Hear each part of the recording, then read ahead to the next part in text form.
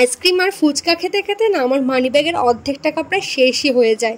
আর ফুচকা তো বানানো শিখে গেছি, তাই ভাবলাম আজকে বাড়িতেও ট্রাই করি আইসক্রিম বানানো, দেখা যাক কেমন হয়। আর এই যে এদিকে আমার মহারানী কিন্তু চলে এসেছে আমাকে হেল্প করতে। কাজ করতে না পারলেও কাজটা বাড়াতে কিন্তু ভালোই পারে।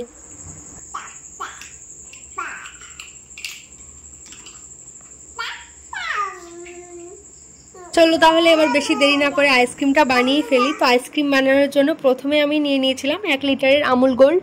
তো 1 লিটার লাগবে না, এটা কিন্তু হাফ লিটার হলেই হবে। আর একটা নিয়েছিলাম আমুলের কনডেন্স মিল্ক, এটাকে কিন্তু অপশনাল, তোমরা চাইলে নিতেও পারো নাও নিতে পারো, কোনো অসুবিধা নেই। আর একটা নিয়েছিলাম আইসক্রিমের মোল্ড। আর মোল্ড যদি না থাকে তোমরা কিন্তু এরকম চায়ের কাপগুলো ইউজ করতে পারো। আর নিয়েছে কিছুটা আমুল দুধ, মানে গুঁড়ো দুধ যেটা হয়। আর নিয়েছি পরিমাণ মতো চিনি। আর এদিকে আইসক্রিমের কাঠি নিয়ে নিয়েছিলাম 6টা, কারণ ওই মোল্ডের যে কাঠিগুলো আছে না সেগুলো দিলে আইসক্রিমটা তুলতে কিন্তু খুব অসুবিধা হয়। তো তার জন্যই কিন্তু অনেক খুঁজে খুঁজে ওই 6টা কাঠি জোগাড় করেছিলাম। তো তারপর কড়াইটা বসিয়ে প্রায় হাফ লিটার মতো দুধ কিন্তু আমি কড়াইতে ঢেলে দেব। আর দুধটা হালকা গরম হলেই আমি ঢেলে দেব গুঁড়ো দুধটা।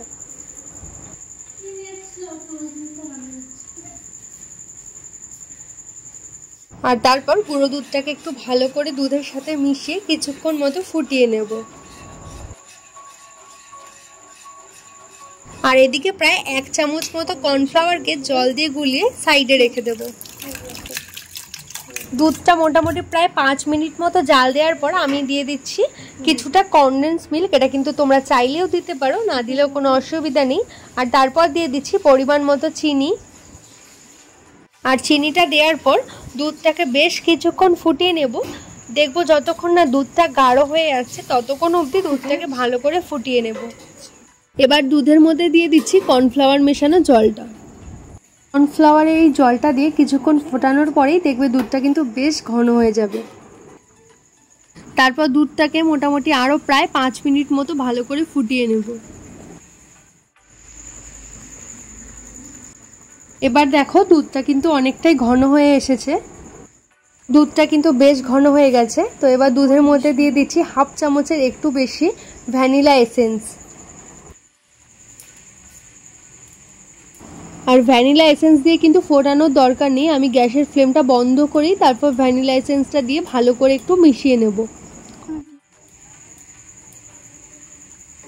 এরপর পুরো মিশ্রণটাকে আমি একটা মগের মধ্যে ঢেলে নিয়েছি যাতে মোল্ডে ঢালতে একটু সুবিধে হয়।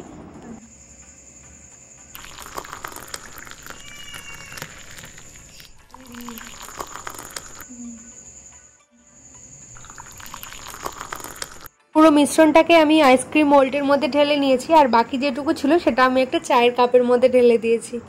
তারপর একটা ফয়েল পেপার দিয়ে আইসক্রিমের মোল্ডটাকে কিন্তু ভালোভাবে আটকে নিয়েছি। আর এই ফয়েল পেপারের ওপর দিয়ে আইসক্রিমের কাঠিগুলোও কিন্তু দিয়ে দিয়েছি।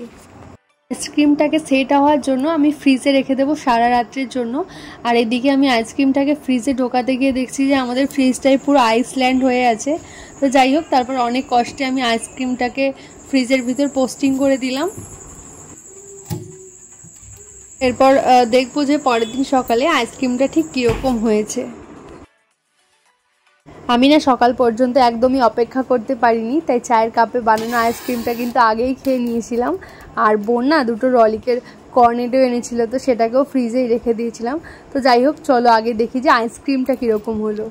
আর এদিকে আমি কিন্তু আইসল্যান্ড থেকে আইসক্রিমের মোলটাকে ফাঁকা করে নিচ্ছি। আর রাস্তায় প্রচণ্ড জ্যাম ছিল তাই সব সাইড করে দিলাম, প্রচণ্ডই জ্যাম ছিল। তো যাই হোক, জ্যামের ভেতর থেকে কিন্তু আমি এই আমার আইসক্রিমটাকে বের করে নিয়েছি।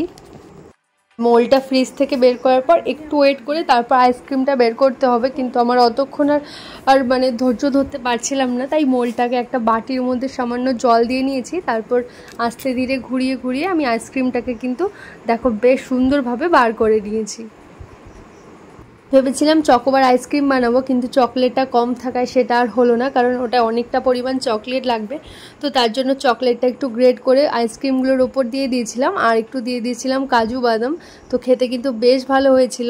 সবাই মিলে কিন্তু খুব মজা করে আমরা আইসক্রিমটা খেয়েছিলাম, আর সবাই কিন্তু বেশ ভালোই রিভিউ দিয়েছিল।